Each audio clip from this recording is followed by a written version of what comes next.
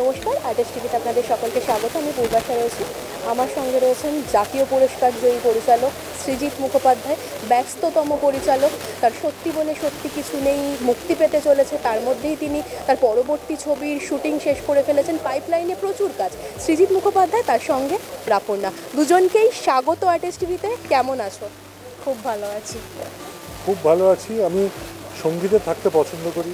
এত সুন্দর গেয়েছে রাপর্ণার টেক্কাতেও খুব ভালো গেয়েছিল, তোমায় ছেড়ে যেতে পারলাম কই, এখানেও খুব ভালো গেয়েছে। আমার মনে হয় ও যদি একটু রেয়াজ করে এবং মন দিয়ে গানটা পারসিউ করে, ও কিন্তু বাংলা সঙ্গীতের জগতে একটা একটা ফোর্স টু রেকন উইথ হতে পারে।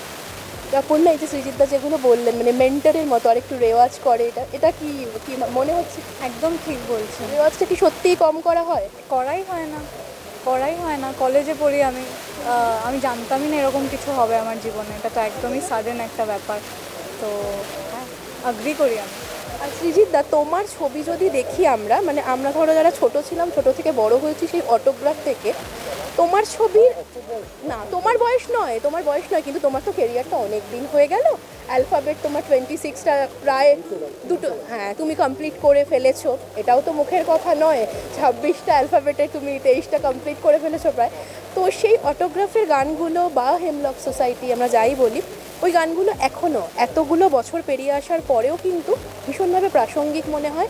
কোনো মন খারাপে বা কোনো কিছুতে এখনও ওইগুলোই মনে হয় আমাদের সঙ্গ দেয়, এরকম একটা ব্যাপার।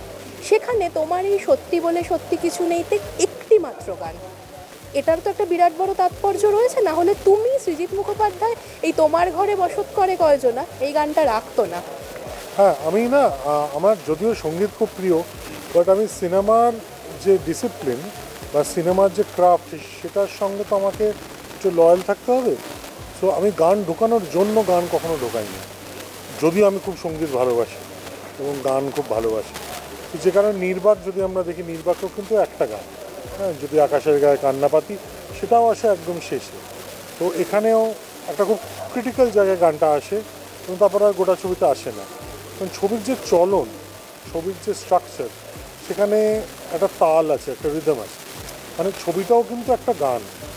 তো যেরকম দুটো মাইকে দুটো আলাদা গান বাজারে ক্লাশ হয়, সেরকম ছবিতে কিছু ছবি হয় যেখানে তুমি গান ব্যবহার না করলেও তুমি একটা গান শুনতে পাও। ছবিটাই সেই গান, ছবির তালটাই সেই গানের তাল। তো তাল যাতে না কাটে সেই মতো করে গান ব্যবহার করা, একটি গান ব্যবহার করা। কিন্তু ওই আমার একবার অ্যান্টনিতে বলেছিলেন না অমিতাভ বচ্চন, দো মারা পর সলিড মারা, এখানে দো ভার্সন মারা পর সলিড মারা।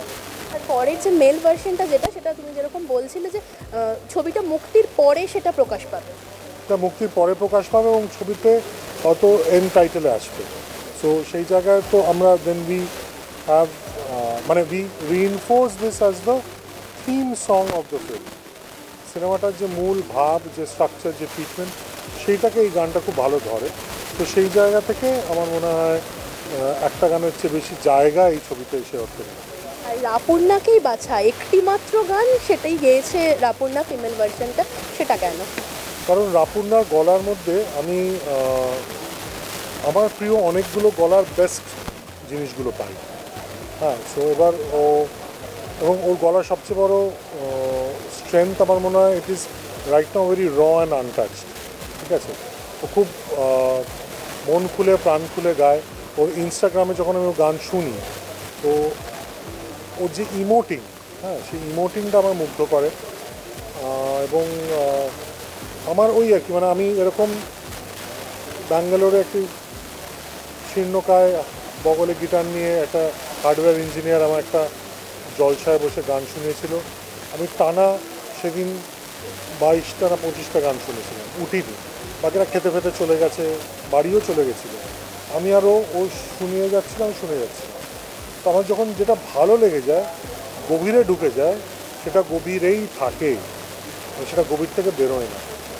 এবং সেই যে অনুপম রায় গভীরে গেল, সেই যে রাপর্ণার গলা গভীরে গেল, তো সেটারই প্রতিফলন এই বারবার ওকে দিয়ে গানো, বা অনুপমকে দিয়ে গানো, বা অনির্বাণ বা যিশুকে দিয়ে পাঠ করানো, বা পরমকে দিয়ে পাঠ করানো। ওটা একটা if it enters your blood stream, তোমার শোণিত কণার মধ্যে যদি সেটা ঢুকে পড়ে, সেটাকে বাদ দিয়ে কিছু ক্রিয়েটিভ কিছু ভাবা কিন্তু খুব ডিফিকাল্ট হয়ে যায়। একদমই, মানে তুমি যেটা বলছিলে যে ভেতরে গভীরে চলে গেলে সেই ভালো লাগাটা, এতটাই ভালো লাগা অনুপম দার সেই গান তোমার ছবিতেও ব্যবহার হয়েছে সেই লাইন, সত্যি বলে সত্যি কিছু নেই, তুমি তোমার ছবিতেও ব্যবহার করে ফেলছো। আমার ছবির নাম দ্বিতীয় পুরুষ, অনুপমের অ্যালবামের নামে। আমার ছবির নাম সত্যি বলে সত্যি কিছু নেই। ইনফ্যাক্ট এই ছবির দুটো অল্টারনেট মানে দুটো টাইটেল ছিল, তার মধ্যে একটা আমি এটা চুজ করেছিলাম, অন্য টাইটেলটা ছিল গভীরে যাও। সো সেটাও অনুপমের গানে। তো ওটাই আর কি, যখন কিছুই না, একটা অনুরণনের ব্যাপার, দুটো মনের যখন একটা অনুরণন হয় এবং দুজনেই যদি শিল্পী হয়, তাদের ঘন ঘন কোলাবোরেশনটা অবশ্যম্ভাবী, সেটা কেউ আটকাতে পারে না। আর রাপুর্ণা, তোমায় জিজ্ঞাসা করি, সৃজিত তার কাছ থেকে কি ব্রিফ ছিল এই গানটার জন্য? আসলে এই গানটার জন্য আমি আলাদা করে কোনো ব্রিফ পাইনি, শুধু আমাকে বলেছিলেন যে গানটা গেয়ে পাঠা, আর আমি এই গানটার জন্য ব্রিফ ছিল যে ও খুব বলার এবং বোঝানোর চেষ্টা করছিল যে আমি তো ফোক গাই না, আমার গলায় কি ফোক ভাল লাগবে, এই সে হানা টানা। ব্রিফ ছিল যে আমি তোর মতামত জানতে চাইনি, আমি গানটা চেয়েছি, গানটা গেয়ে পাঠা। প্রিসাইজলি এটাই ছিল। একদমই। আর সৃজিতটা একটু আগেই যেটা কথা হচ্ছিল, ঋতিকদার সাথে কথা হয়েছে, তো অনির্বাণদা, রাহুলদা, সবাই যেটা বলছিল যে সোমার ছবির যে নাম সত্যি বলে সত্যি কিছু নেই, বা এই যে গান নির্বাচন, তুমি তো অনেক তাৎপর্য দেখেই এই গানটা নির্বাচন করেছো, নিশ্চয়ই তুমি শুধু নির্বাচন করোনি। তো এই তোমার ঘরে বসত করে কয়জনে, এক্ষুনি রাহুলদা বলেছেন আমরা সারা জীবনেও হয়তো বুঝতে পারি না আমাদের নিজের জীবনে কতজন বসত করে। এটা কি তোমার কি মনে হয় যে সৃজিত মুখোপাধ্যায় যে ব্যাঙ্গালোরে চাকরি করতো, কর্পোরেট যে ক্রিকেট ভালোবেসে বা ক্রিকেট নিয়ে লেখা সব কিছু করে, আজকে সে জাতীয় পুরস্কার পেয়ে আজকে ছবি পরিচালনা করছে, ফেলুদা পরিচালনা করবে না বলে দিয়েছে, ভক্তদের দুঃখ, আবার 26টা ছবি হয়ে গেলে ছবি পরিচালনা করবে না সেটাও তার ঘোষণা করা হয়েছে, কিন্তু দর্শকরা, তোমার ফ্যানরা সেটা মানবেন না, সেটা অন্য প্রশ্ন। তোমার কি মনে হয় এই যে পুরো ব্যাপারটা, যে তোমার ঘরে বসত করে কয়জনের নিজেকে চেনা, এটা কতটা হয়, বুঝতে পারো সেটা? হ্যাঁ, বুঝতে তো পারি। ইভেনচুয়ালি যে আমরা সবাই স্প্লিট পার্সোনালিটিতে ভুগি, সেটা বুঝতে খুব একটা বেশি দিন লাগে না। মাল্টিপল পার্সোনালিটি ডিসঅর্ডারও যদি বলি, সেখানে আমি যে পরিচালক, তার সঙ্গে আমি যে গীতিকার, যেই আমিটা ক্রিকেট বাফ, আবার যেই আমিটা ফুডি, আবার যেই আমিটা প্রেমিক, আবার যেই আমিটা বাবা, তো এই নানান যে ব্যক্তিত্বগুলো, সেগুলো তো এই গান তো সেরকমই একটা মানুষের কথা বলে। তো আমার মনে হয় আমরা কম বেশি সবাই সেই মানুষ। মানে ইন্টারভিউ নিতে তোমার যে আসপেক্টটা বেরিয়ে আসছে, বাড়িতে মাকে ভাত বেড়ে দেওয়ার সময় বা বলার সময় অন্য আসপেক্ট একটা আসে, বন্ধুদের সাথে অন্য আসপেক্ট আসে, অফিসে অন্য, কলেজে অন্য ছিল। কিন্তু এই অ্যাকচুয়ালি তো এটা জীবনের খুব বিশাল একটা সত্য যে আমাদের ঘরে বহুজন বসত করে, বহুজন। রস খাইয়া হইয়া মাতাল, ওই দেখো হাত ফসকে যায় ঘোড়ার লাগাম। রস খাইয়া হইয়া মাতাল, ওই দেখো হাত ফসকে যায় ঘোড়ার লাগাম।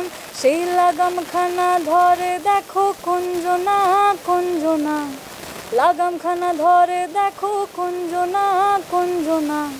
তোমার ঘরে বসত করে কয়জনা মনে জানো না, তোমার ঘরে বসত করে কয়জনা। থ্যাংক ইউ, অনেক শুভেচ্ছা থাকলো তোমাদের জন্য। এরকম আরও বিভিন্ন আপডেটের জন্য অবশ্যই চোখ রাখুন আর্টেক্স টিভি এইচডির পর্দায়।